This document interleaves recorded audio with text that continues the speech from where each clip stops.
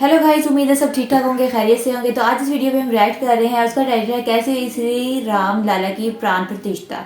तो बहुत ज़्यादा ट्रेंडिंग में जा रहा है कि अयोध्या राम मंदिर जो है वो बन गया है। इसकी कितनी अच्छी डेकोरेशंस हो गई हैं। उधर बड़े बड़े एक्टर्स आए हैं, काफ़ी जो फेमस लोग हैं वहाँ पे आए हैं, वहाँ विजिट किया है। बड़ा ट्रेंडिंग में जा रहा है, बड़ा शोर है इस चीज़ का। तो आज हम वीडियो में ये बताएंगे कि श्री राम लाला की प्राण प्रतिष्ठा कैसी हुई है। तो देखते हैं भाई क्या कहते हैं इस वीडियो में। तो शुरू करते हैं। उससे पहले हमारे चैनल सब्सक्राइब करें, लाइक करें, बेल आइकन प्रेस करें ताकि आने वाली वीडियोस आपको पहुंचते रहे। इंस्टाग्राम फॉलो करें। शुरू करते हैं। नमस्कार दोस्तों, जय श्री राम। मेरा नाम है गौरव तनेजा। कल श्री अयोध्या जी में राम मंदिर का उद्घाटन हुआ और प्राण प्रतिष्ठा की विधि की गई। क्या आपको पता है प्राण प्रतिष्ठा होती क्या है? हिंदू देवी देवताओं का जब मंदिर बनता है और उसमें उनकी प्रतिमाएं आइडल रखा जाता है तो हमारे लिए सिर्फ वो एक आइडल नहीं होती पत्थर की, हम उसको एक जीवंत आत्मा मानते हैं, एक जीवंत भगवान मानते हैं और इसलिए उनसे प्रे करते हैं। और उसी प्रक्रिया का नाम होता है प्राण प्रतिष्ठा। मंदिर की इनॉग्रेशन के फर्स्ट डे वो करी जाती है, तो उसके बाद ही भक्तों को दर्शन के मौके दिए जाते हैं और हम मानते हैं कि वो प्रभु हमारे साक्षात सामने हैं और उनके सामने हम नतमस्तक होते हैं। प्राण प्रतिष्ठा की विधि पंचतंत्र अगम शास्त्रों में पूरी डिटेल में दी गई है। क्या आपने कभी सोचा है कि जब आप लोग भगवान को भोग लगाते हैं तो पत्थर की मूर्ति तो खाना खाते नहीं है, भगवान का श्रृंगार करते हैं, आरती के समय श्रृंगार चेंज करते हैं, ढकते हैं, तो क्यों होता है? वो इसीलिए होता है क्योंकि हमारे भगवान जीवंत हैं, एक लिविंग एंटिटी है और यही दर्जा उन्हें सुप्रीम कोर्ट ने भी दिया। श्री राम लल्ला केस में उन्होंने माना है कि हाँ, भगवान हिंदू धर्म में एक जीवंत आत्मा होते हैं, उनका केस फाइल होता है, वो खुद केस लड़ सकते हैं, उन पे केस हो भी सकता है और ऐसा किसी और धर्म में नहीं होता। और ये भी जान लें कि भगवान जिस फॉर्म में उस मंदिर में है, जैसे अयोध्या में वो राम लल्ला है 5 साल के, तो उनके लिए भोजन वैसा ही तैयार होगा जैसे 5 साल के बालक को तैयार होता है। मीठा उन्हें पसंद है, उनको वैसा भोजन दिया जाएगा, रात को उनको जल्दी सुला दिया जाएगा। अब किसी और मंदिर में भगवान किसी और फॉर्म में है तो उनकी पूजा वैसी होगी। कोई सिया राम का मंदिर है तो वहाँ पे अलग रिचुअल्स होंगे। सबरीमाला में अयप्पा भगवान बैठे हैं, वो ब्रह्मचार्य फॉर्म में बैठे हैं, इसीलिए वहाँ अलग रिचुअल्स हैं। वहाँ पे मेंस्ट्रुएटिंग वुमेन का आना अलाउड नहीं है और यही रीज़न था उसका। लोगों ने उसको एक डिफरेंट इशू बना दिया क्योंकि भगवान एक लिविंग एंटिटी है। वो मंदिर परिसर जो है वो भगवान की संपत्ति कहलाता है। ट्रस्ट मंदिर की जो होती है भगवान के नीचे आती है और भगवान के लिए देख रेख करती है, लेकिन मालिक भगवान होते हैं।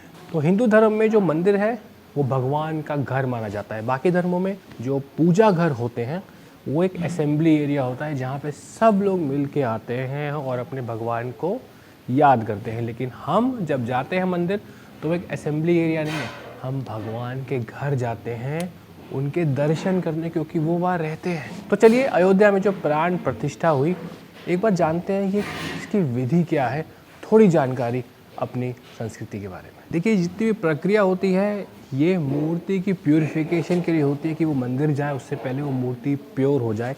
और उसमें सबसे पहले आता है कर्मा कुटीर। जिस भी शिल्प कायक ने वो मूर्ति का निर्माण, उसका शिल्पीकार जो होता है उसके यहाँ जब वो रखी जाती है तो वो दरबा घास होती है जो कि हिंदू बहुत पवित्र मानते हैं, उससे पूरी मूर्ति को वो प्योर करता है, उससे साफ करता है। ये करने के बाद थोड़ा सा घी और शहद का लेप लगाया जाता है मूर्ति की आंखों में। अभी मैं उसको मूर्ति रेफरेंस दूंगा। प्राण प्रतिष्ठा के बाद हम उसको भगवान बोलते हैं। मूर्ति की आंखों में शहद और घी का एक लेप लगाया जाता है और मूर्ति की आंखें उसके बाद बंद कर दी जाती है। उसके बाद एक यज्ञ होता है जहाँ पे अग्निदेव का हम उच्चारण करते हैं और अंत में मूर्ति की राइट कलाई में नाडा चढ़ी करके एक कलश बांध दिया जाता है। उसके बाद जो प्रक्रिया होती है वो होती है जलाधिवास। जल से आपको समझ में आ गया होगा, मूर्ति को जल में नीचे सबमर्ज कर दिया जाता है और ये चेक करने के लिए कि वो मूर्ति कहीं से खंडित तो नहीं है। उसके बाद उसी पानी में थोड़ा सा पंचामृत डालते हैं और उसको कपड़े से ढक देते हैं। फिर से उस जगह पे एक यज्ञ होता है, अग्निदेव का हम आवाहन करते हैं। अग्निदेव का आवाहन करने के बाद मूर्ति के ऊपर से कपड़ा हटाया जाता है और घंटियों की मदद से फिर उस मूर्ति को जगाया जाता है और पानी से बाहर निकालते हैं। उसके बाद स्टेप नंबर 3 पे आ जाते हैं, होता है धन्यादिवास। धन्य मतलब ग्रेन बोलते हैं। तो पूरी मूर्ति के नीचे एक राइस या वीट का ग्रेन का ऐसा लेयर बिछाया जाता है, मूर्ति को उसके ऊपर रखा जाता है स्ट्रेट पोजीशन में और ऊपर से भी राइस या ग्रेन से ढक देते हैं। इसका पर्पस है मूर्ति को और प्यूरिफाई करना। उसके बाद आता है स्टेप नंबर 4 जो कि है घृत दिवस। घृत मतलब संस्कृत में घी बोलते हैं और वेदाओं में घी को अमृत भी कहा गया है। ध्यान रहे यहाँ घी सिर्फ देसी गाय का घी माना जाता है। तो पूरी मूर्ति को घी में नहलाते हैं उसको और प्योर करने के लिए। कभी कभी ऐसा भी लिखा है कि इस स्टेप को हम स्किप भी कर सकते हैं, जैसे कि बहुत स्लिपरी हो जाती है मूर्ति और मूर्ति को कोई आँच ना आए, इसीलिए सिर्फ मूर्ति की राइट पैर को घी में डुबोते हैं और तब भी ये प्रक्रिया कंप्लीट मानी जाती है। Step number 5 स्नपन। इसको अभिषेकम भी बोलते हैं और आपने ज़रूर ये टीवी पे इंटरनेट पे देखा होगा कि बड़ी सी विष्णु भगवान की मूर्ति है, उसको हम दूध से नहला रहे हैं। तो अभिषेकम का मतलब ही होता है उसका अभिषेक करना। इसको कच्चे दूध से या शुद्ध पानी से किया जाता है और इसमें पंचामृत का भी इस्तेमाल होता है और 108 तरीके से अभिषेक होता है। आपने जरूर सुना होगा राम मंदिर में कि कुछ पानी अफगानिस्तान से भेजा पवित्र नदियों का, कुछ पवित्र नदियों का पानी नेपाल से आया है, इस देश ने मदद की है, इस देश ने मदद की है। इसी तरीके से 108 द्रव्यों का इस्तेमाल किया जाता है उस मूर्ति को पवित्र करने के लिए। हर कलश के साथ एक अलग मंत्र होता है, इससे बोलते हैं वो मूर्ति और डिवाइन और पावरफुल हो जाती है। Step number 6 नेत्रावरण। आपको याद होगा पहले घी और हनी का लेप लगा के उस मूर्ति की आंखों पे पट्टियां बांधी गई थी। अब आ गया उसको खोलने का समय। जिस भी शिल्पीकार ने इसको बनाया होता है वो एक शीशा लेके पीछे से मूर्ति के सामने खड़ा होता है, क्योंकि सबसे पहले जब मूर्ति की पट्टी खुलती है तो उनकी आंखों में इतनी शक्ति होती है वो किसी भी ह्यूमन पे डायरेक्ट नहीं पड़ सकती, उसको एक मिरर से रिफ्लेक्ट होना पड़ता है। और आप देखें इंटरनेट पे ऐसे हज़ारों वीडियोस हैं जहाँ पे वो शीशा टूट जाता है, इतनी ज़्यादा शक्ति। सब बातें अजीब लग रही हैं मुझे। मूर्ति को नेत्रावरण कराने से पहले भोजन भी कराया जाता है और नेत्रावरण के बाद मूर्ति को सीधा लेटाया जाता है। जो घी लगा होता है पूरी मूर्ति पर उसको आराम से पोंछा जाता है और फिर उसको एक रात के लिए विश्राम करने के लिए छोड़ दिया जाता है। रात को जब वो मूर्ति सो रही होती है, निद्रा देवी का आवाहन किया जाता है पुरोहित और पंडितों द्वारा। 200 यज्ञ किए जाते हैं, 8 दिशाओं में किए जाते हैं और बीच में एक कलश रखा जाता है, इसमें जल होता है और एक बूंद उसमें घी की डाल दी जाती है। सुबह होने पे रात को जिस मूर्ति को सुलाया गया था उसी कलश के पानी को छिड़क के मूर्ति को जगाया जाता है। मूर्ति को जगाने के बाद उसे गर्भगृह में ले जाते हैं, जहाँ पे जो पिंडिका होती है गर्भगृह में जहाँ मूर्ति स्थापित की जाती है वहाँ पे रख दी जाती है। मूर्ति के गर्भगृह में स्थापित होने के बाद वहाँ के जो पुजारी होते हैं, जो सत्पुरुष होते हैं, वो फिर एक अलग पूजा चालू करते हैं जिसको कि हम प्राण प्रतिष्ठा बोलते हैं, जो कि कल अयोध्या जी में हुआ था। अब जबकि वो मूर्ति पूरी तरीके से प्योर हो चुकी है, उसमें भगवान जी ये बातें तो मुझे तो ये फनी लग रही थी, पता नहीं अजीब सी। एक तो जैसे कोई बच्चा इतने स्टेप्स हैं, फिर से आगे कोई प्राण प्रतिष्ठा होती है और फिर खुद अपने हाथों से बना के यार ये सारा कुछ करके फिर इसमें जान आती है। बड़ी अजीब बात लगी मुझे। कुछ वो बाबरी मस्जिद वाला कुछ किया मगर ये कुछ और लगी।